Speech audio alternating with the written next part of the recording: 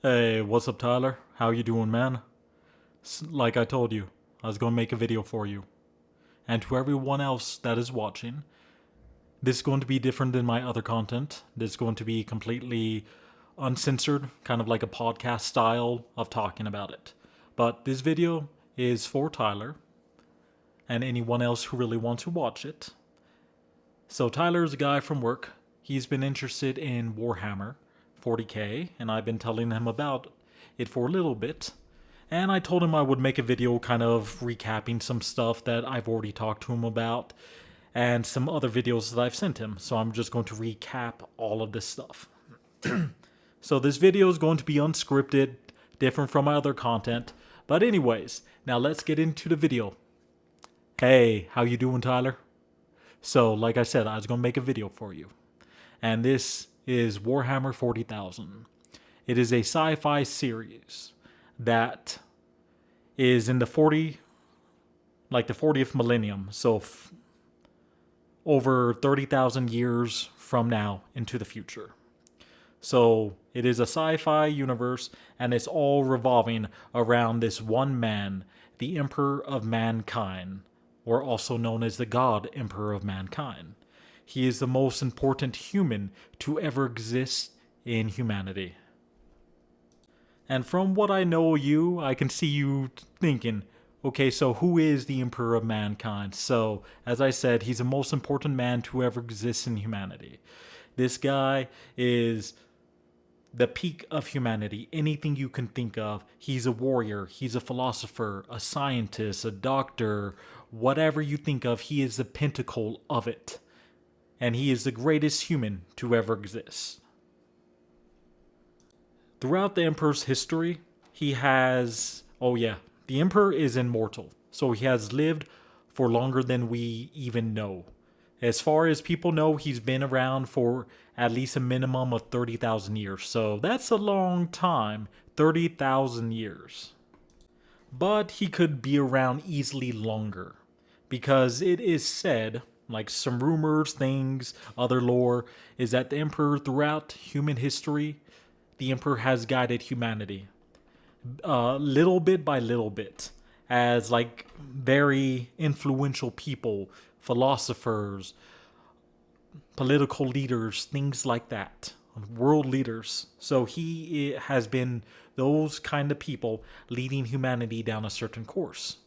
He wants humanity to become the dominant species, the dominant race in the galaxy, and that humanity would be spread across the universe, and that so humanity will rule everything. That is kind of his primary goal.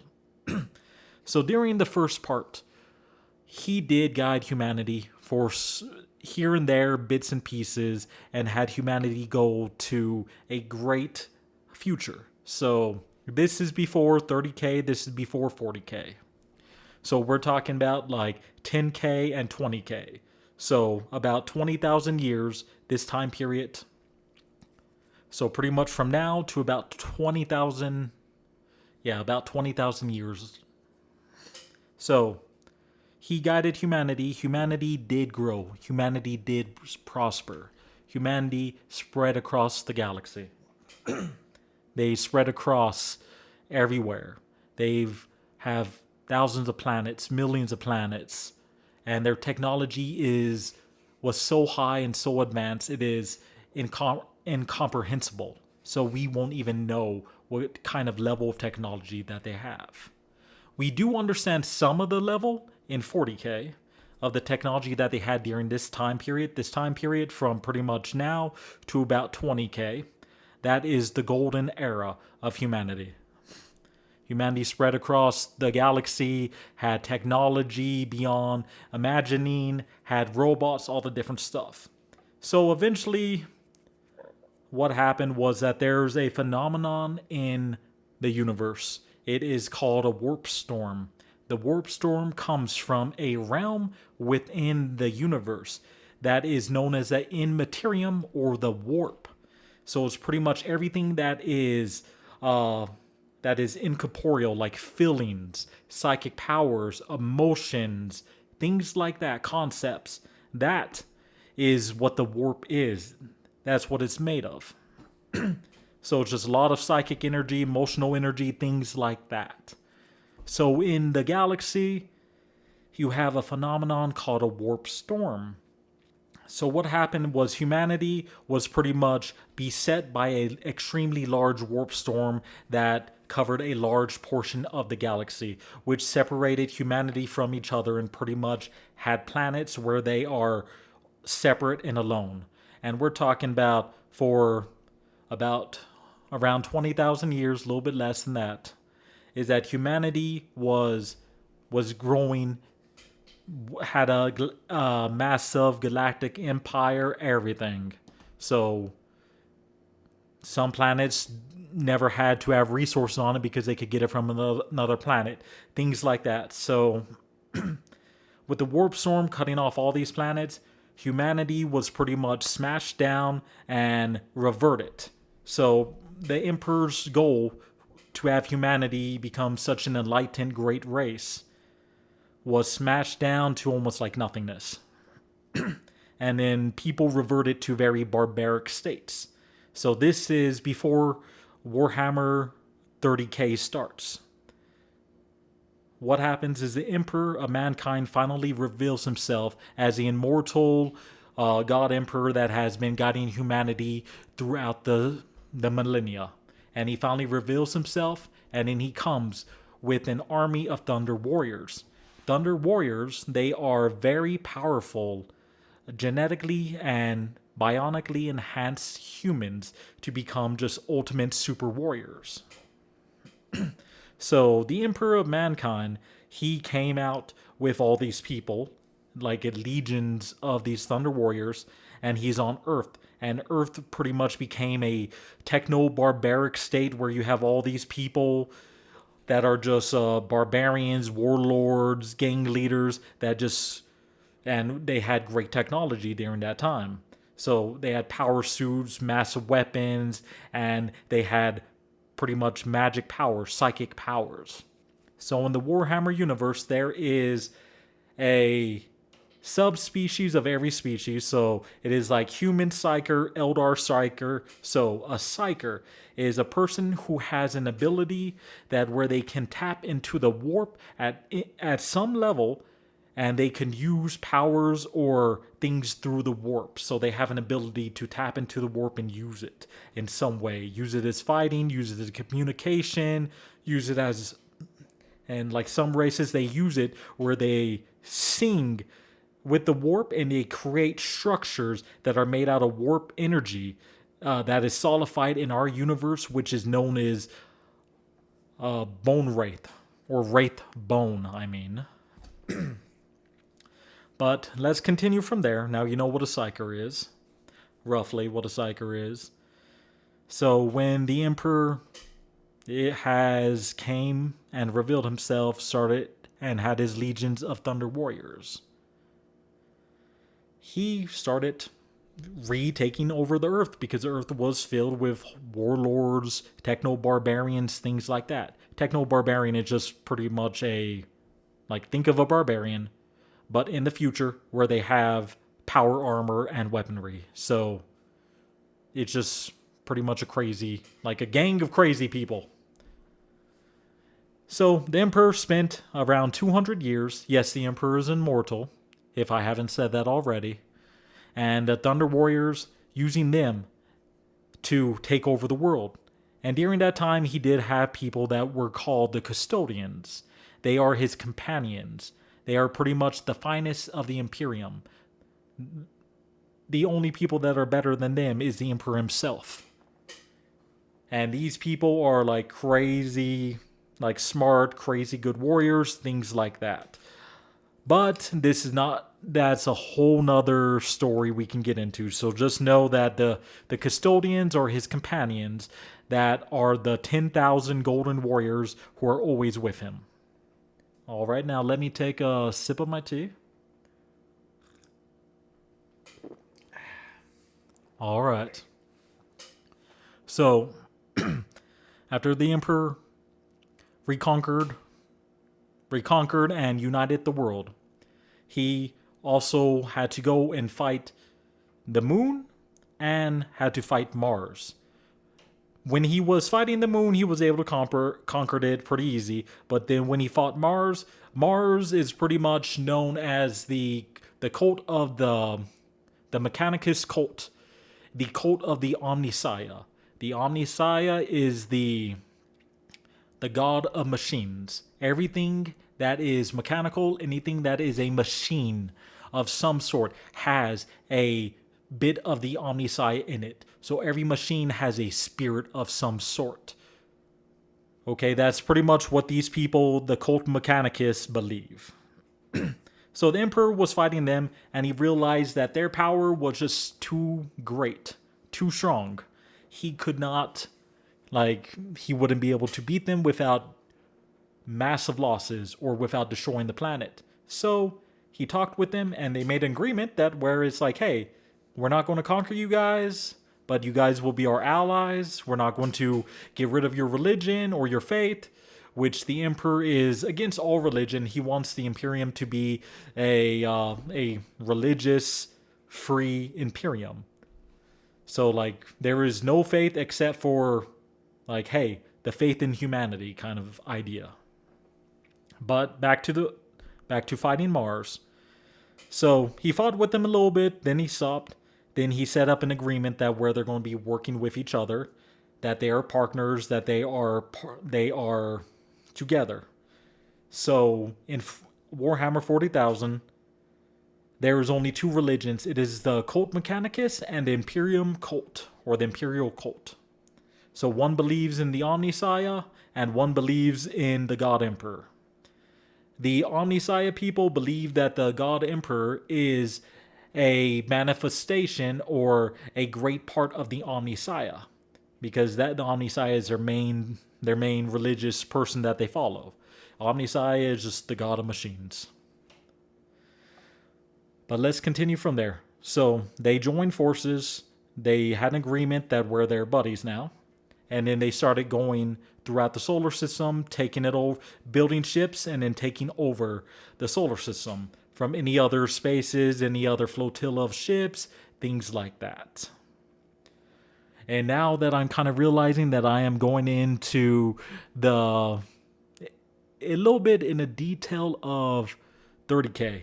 So around that time, after he conquered the solar system, he has been making another warriors that are not as strong as the Thunder Warriors, but they are easier to control, easier to maintain, easier to stay there, because the Thunder Warriors have lots of problems. Like their heart will just randomly explode. They'll walk around, they'll just randomly have an aneurysm and die.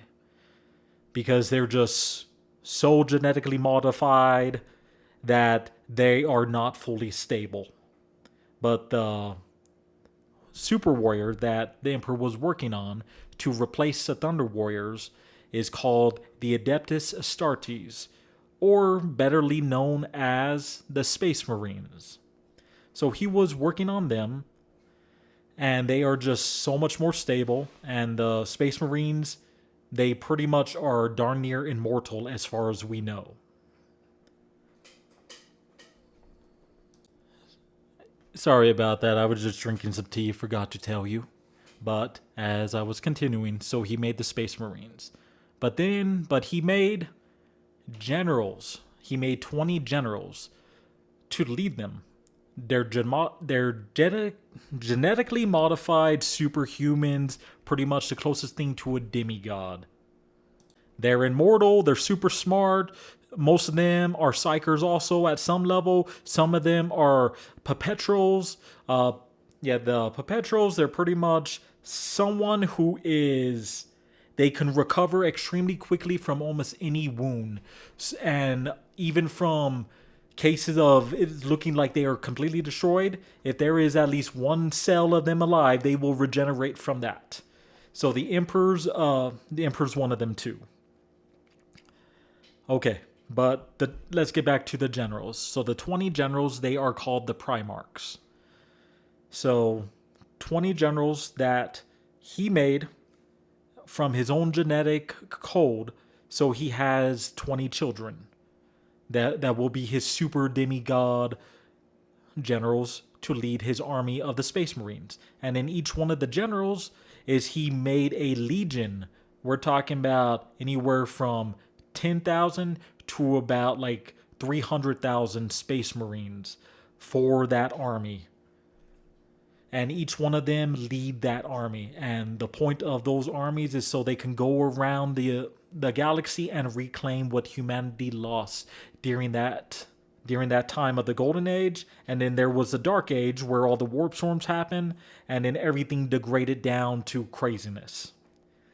So as he was making them, and then he started making the Space Marines based off their genetic code. So all the Space Marines would be children to, like they would be children to the Primarchs. Is something happened in his lab? His lab was like under the Himalayas, if I remember the lore right. Something happened to that. It was shot off into space. All of his little tubes where he was growing them. They're all shot off into space right before they were finished. They crashed all over the galaxy. And when they they crashed, they woke up, they got out, and they were supposed to be demigods. So yeah, they started as little children, little babies, but they grew super quickly, and they became pretty much the rulers of any planet that they were on. They conquered the planet, they won the planet over, they did stuff, is that they were pretty much became the ruler of their planets that they landed on. And then, so after that happened was that the Emperor already had the genetic code, so he started making the Space Marines. The Space Marines are a little bit different.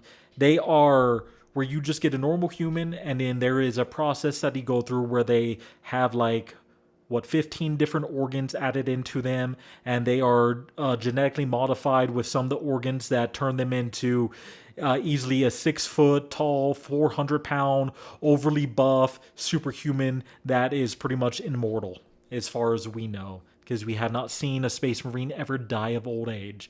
But we've seen Space Marines live up to the age 3,000 years. Now I'm going to take another sip of my tea.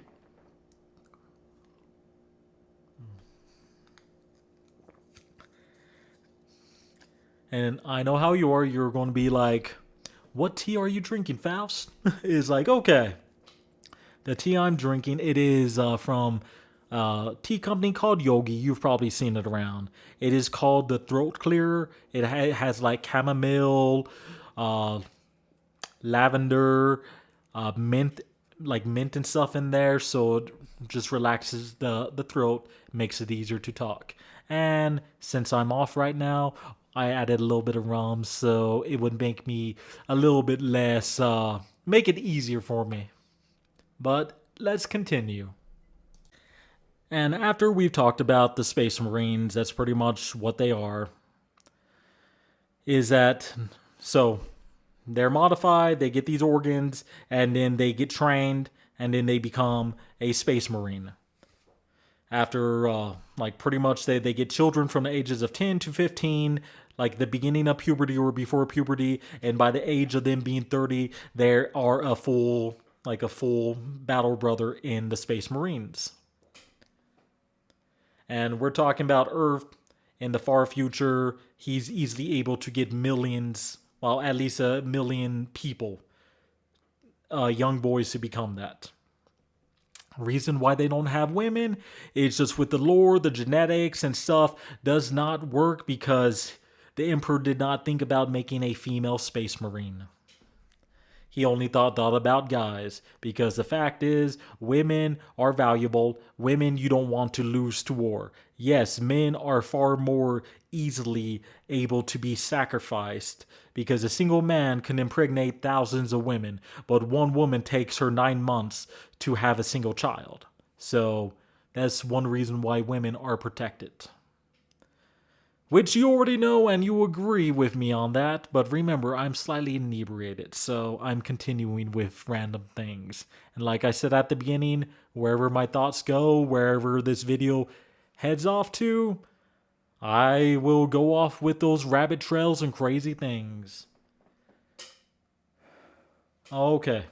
So he had the Thunder Warriors. He pretty much got rid of the Thunder Warriors and replaced them with the Space Marines, the Adeptus Astartes.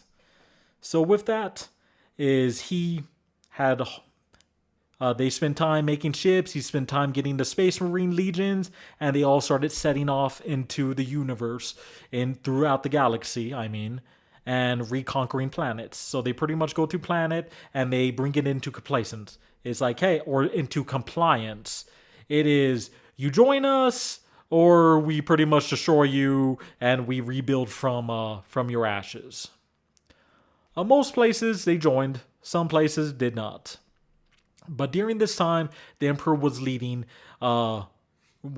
this force that's going through. So there's multiple forces, multiple ships just going throughout the galaxy. This was known as the Great Crusade. During that time, the emperor went to multiple different planets and he found his children. He found the Primarchs. The first one he found is known as Horus Lupercal.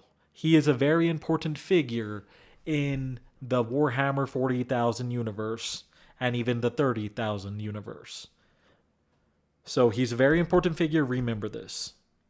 So Horus Lupercal was the first son he found, and he spent hundreds of years with Horus, leading the crusade, showing what's happening, and making him the best general as he possibly can be. He had his own legion, he controlled his own legion, and in the other legions they pretty much had a high general that led them, but they were not the Primarch. During these several hundred years that they were doing the crusade, is he found all of his 20 sons that were lost in the universe, somewhere in the galaxy, I mean. I keep saying universe, but it's the galaxy. That's what we're focusing on. The Milky Way galaxy. So eventually is he found all of his sons, and they all were put in command of their own legions. And yes, almost all of them were the leaders of their planets that he found them on.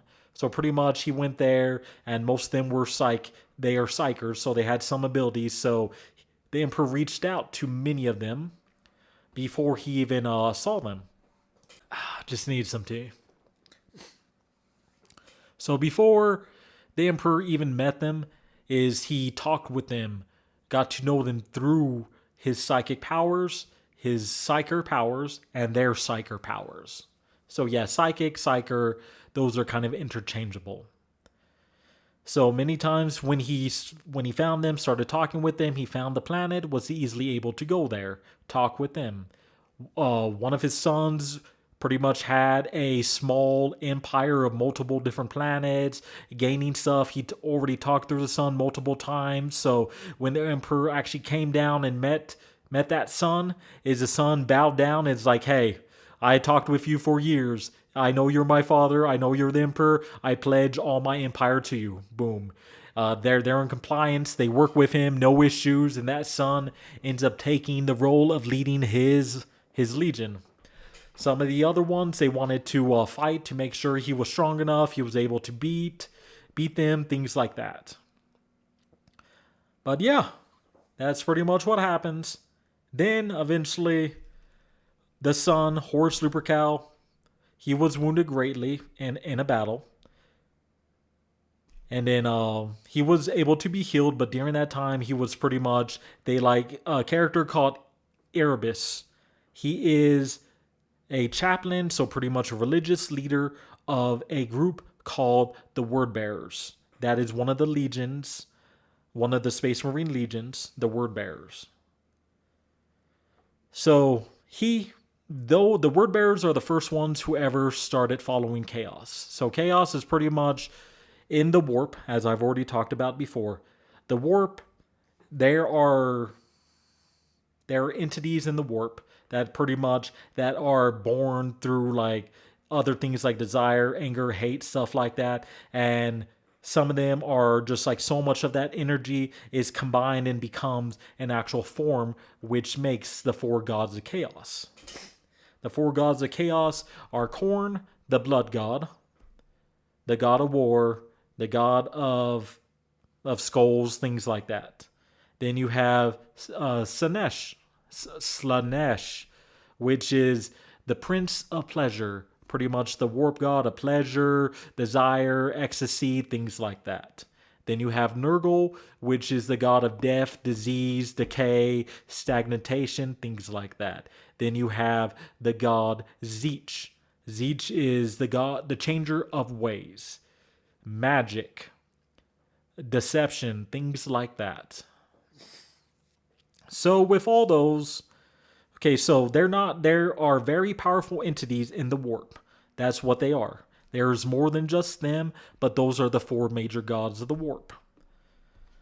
So what happens is the word bearers, they're the first ones that really get in contact with the gods of the warp, and then they saw the emperor as like some crazy false emperor and someone bad. So they stopped following him, started following the gods of chaos. But they could not let rest of the crusade know that that's what they're doing, so they kept it hidden for a while. Then what happened was eventually Erebus, one of the chaplains there, he was there helping Horus, like pretty much Inception, going into Horus's mind when he was like in a coma, a death coma, pretty much about to die, trying to change his mind so he can join their forces. Because if he did not join the forces, they were going to let him die.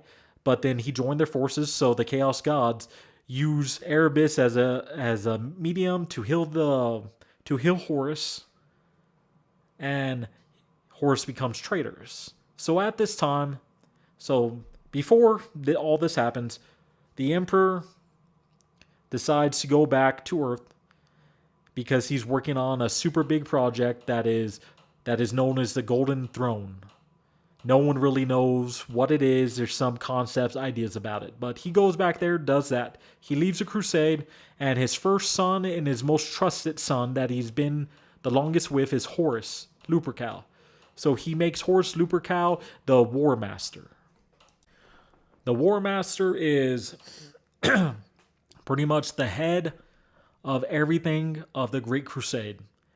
He has the only person that has the same authority as the War Master has is the Emperor. So yeah, he is at that level of control. Everyone listens to him. Everyone does what he says. He is the big grand boss of everything, the War Master. So when Horus went traitors, after all the stuff happened, after he get wounded and Erebus inceptioned him where he started following the gods of the warp, the chaos gods. Now let me take a sip of tea before I continue. So Horus becomes traitors. After he becomes traitors, starts following the chaos gods. Is that he, out of his 20 brethren, his 20 brothers, the 20 different legions, is that 2 of the legions so far in this, by the start of 30K, they have been banished. They have been erased from existence in the Imperium. So pretty much all records of them, who they are, stuff like that, were erased. And the brothers are forbidden to talk about them or say their name under threat of something, under threat of great pain or death. So they can't even speak about it. So with that is that Horus was able to communicate, or not communicate. Well, he was able to communicate with everyone. He's a war master. But he was able to convince 9 of the remaining legions to join his cause, while the other 9 stayed loyal. So there's a loyalist and there's a traitors. So there's traitors, and they followed Horus. So they tried to screw over the loyalists by tricking them into a planet that is called the Drop Pod Massacre, where all these legions sent so many of their soldiers there, and the traitors killed them off. So they did a great blow to the loyalist chapters and almost destroyed a few of them. Then his 9 legions, he goes over to Earth. At the time, it is known as Holy Terra and still is in the 40K universe. He goes over there and he starts fighting with with Imperium, he lays siege on Holy Terra for about 10 years. And during this time, the Emperor is unable to leave the Golden Throne because he is doing work and he cannot leave. So his companions, the custodians, they are in the warp with him, in his area with him, fighting off these hordes of demons. Hordes of demons so the Emperor can do some work. And then after about 10 years of all this craziness is happening, the Emperor leaves the Golden Throne. The Emperor's right-hand man, crap, I can't even think of his name right now. Give me a second. There, Malcador the Sigillite. So, Malcador the Sigillite is the Emperor's right-hand man. He is also another person that is perpetual and immortal. So he has been with the Emperor pretty much from the beginning. So he is his right-hand man, and the Primarchs, they pretty much call him Uncle. Yeah, so he's Uncle Malcador. And that's what the Primarchs think he is, because he's the Emperor's best friend and right-hand man. So the Emperor told Malcador is the only way he can stop the siege if he goes onto the flagship of Horus and strike him there and kill him. But he needed Malcador to jump onto the Golden Throne because the Golden Throne is not complete, and if he gets off for too long, is that demons are going to start pouring through and they're going to destroy everything. Because the warp, eventually it was filled with demons. They're just pretty much the Neverborn, the Immaterium, pretty much started having these emotions and spirits that ended up turning into demons. That one I would have to research on because I'm not huge about the chaos side, so I don't know too much about it. And I can definitely see how you're thinking is like, dude, you know so much about this universe. Yeah, dude, this is like about 30 years worth of stuff. And we're talking about there is multiple different races, their own beginning stories, everything. But now let's stop with that and go back to the story. So the Emperor goes onto the ship. I think it's called the Vengeful Spirit, which is Horus Lupercal's flagship. He goes on there. They're all spread apart, and they are pretty much trying to get to the main area where Horus is. And the Emperor takes a few of his sons. He goes there with several of his custodians, his son Sanguinor, and his son Dorn. They all teleport onto the ship. They get inside. By the time the Emperor makes it to the command room where Horus is he sees one of his favorite sons, Sanguinius, dead on the ground. Pretty much turns the Emperor great rage, and the Emperor attacks and fights Horus. Pretty much the Emperor is unable to kill Horus. Just because he's, that's his favorite son, literally. That is his son, his first found, the one he got to know the most, the one he made the War Master. So his emotions are getting in the way, and he could not kill Horus. And because of that, Horus was able to gravely wound the Emperor. And right before Horus killed the Emperor, was that a guardsman, so just some regular dude who was with the Emperor, jumped in the way and just exploded. He got killed by Horus. And then after that, the Emperor realizes, dude, there is no saving this guy. So he uses his psychic power and pretty much just like psychic brain bullets, Horus so hard is his spirit disintegrates. So there is no more soul of Horus, and he is gone forever. No way that the Chaos Gods can recover that. And then Horus dies. The Emperor is gravely wounded. So what they do is they take him to the Golden Throne. By the time they get there, Malcador, the Sigilite, is nothing but a husk right now because he drained his life, sealing the demons off, preventing them from getting on Earth. So they put the Emperor onto, but on the, while he was on the Golden Throne, pretty much is nothing but just like a dried husk, but he's still alive because part of the Golden Throne is a life support system. So they put the Emperor onto it because it's a life support system and his psychic powers are so much greater than anyone else, like even greater than Malcador the Sigilite's psychic power, is he's there. So he has been on the Golden Throne for 10,000 years. The Emperor is known as the Corpse God. That is what Chaos calls the Emperor. He is the Corpse God who is on the Golden Throne.